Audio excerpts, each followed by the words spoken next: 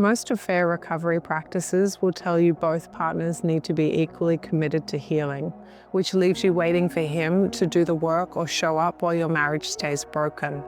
But what if I told you there's a completely different approach where you become the wise woman, the leader of your healing, creating such a powerful transformation that he naturally follows your lead?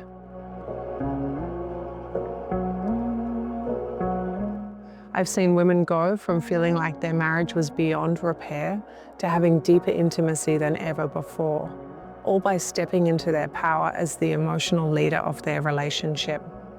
Let's pause and name the truth. Discovering an affair is one of the most devastating moments in a marriage. It's akin to a tree with a foundational branch cut off. It shatters trust, safety, and even your sense of identity.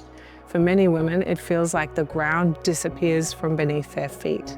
And the traditional advice? It's often unhelpful at best and harmful at worst. You're told that unless both of you are ready to commit to the process, there's no hope. And look, there's some truth in that. But as someone who has worked with thousands of couples, actually just the women of those couples, I can tell you, healing after an affair doesn't start with both people moving at the same pace at the same time, all the time. Sometimes it starts when one partner, often the woman, learns to lead differently. Not from control, not from punishment, but from wisdom. And here's the problem with waiting for him to do the work, which is most women waiting these days. Most people are waiting for their partner to apologize enough times to feel reassured that the affair won't happen again. They might wait for him to take the initiative and organize therapy. They might wait for him to rebuild what he broke. While that might sound logical, it keeps you powerless. Your sense of safety is tied to his behavior, and that prolongs the pain. And if you haven't guessed it already, this approach fails 90% of the time. I've watched women spend years stuck in this cycle.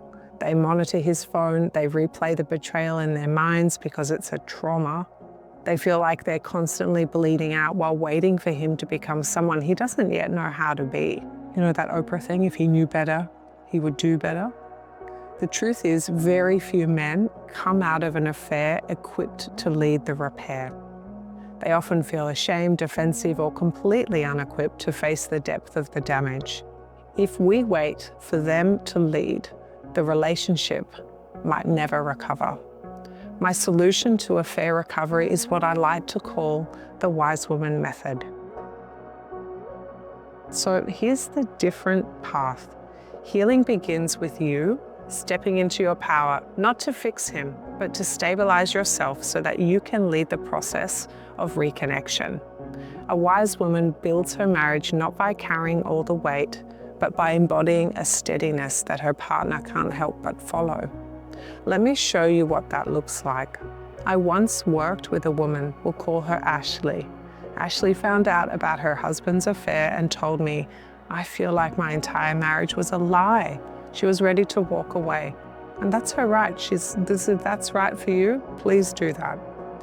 Instead of rushing her into couples therapy or pressuring her husband to step up, she wanted to work with us. We helped her regulate her nervous system, reclaim her voice, and create clear boundaries that prioritized emotional safety. Within time, her husband began shifting, not because she begged him to, but because she had changed the emotional climate of the home. He could finally see the pathway to healing because she had lit it. And that's the power of leadership. And is it ideal? And do we wish that our affair partners, our husbands, had done the work? Yes. And if this is not happening for you, this is a real solution and a real example of what is possible for you to lead through. Because it's common in these situations to hoard information, to be completely frozen with information overload. So let me tell you what wise woman leadership looks like after betrayal. It is regulating before responding because the wound is fresh. So you'll want to yell, demand, interrogate. That will be overwhelming. And so you're going to need to process. You're going to need to calm your system first because your words carry more weight and your boundaries land then without chaos. We don't want ultimatum boundaries. We want things like, I need transparency around your communication to move forward, or I can't continue conversation when the yelling starts. These aren't threats, they're safety nets. And when you enforce them consistently, you teach your partner how to show up differently. Rebuilding trust through consistency, not perfection, because this is key. Trust isn't rebuilt through one grand gesture. It's rebuilt through hundreds of thousands of small, consistent actions. And your job as the wise woman is to notice these micro shifts and name them, because recognition accelerates repair. Think of your marriage like a fire. After an affair, it feels like, often, the flame has gone out. But instead of reigniting the flame carefully, most couples sift through the ashes. They have long arguments, desperate rehashing, endless late-night talks. They're trying to do something called atonement. But when left alone, it makes a mess because you're stirring up the ashes and they spread everywhere, every corner of your home, every part of your relationship. A wise woman knows the flame has to be rekindled slowly. One calm conversation, one boundary honored, one genuine moment of connection. Because over time, these sparks catch and the fire that warms the home begins to grow safely again. Another client of mine, we'll call her Naomi, once said, I'm so tired of feeling like the affair defines us.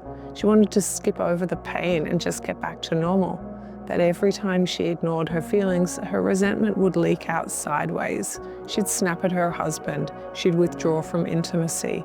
And when she learned to acknowledge her own emotions with care, tenderness, honesty, and invite her husband into those conversations with clear, kind boundaries instead of blame, that's when everything shifted.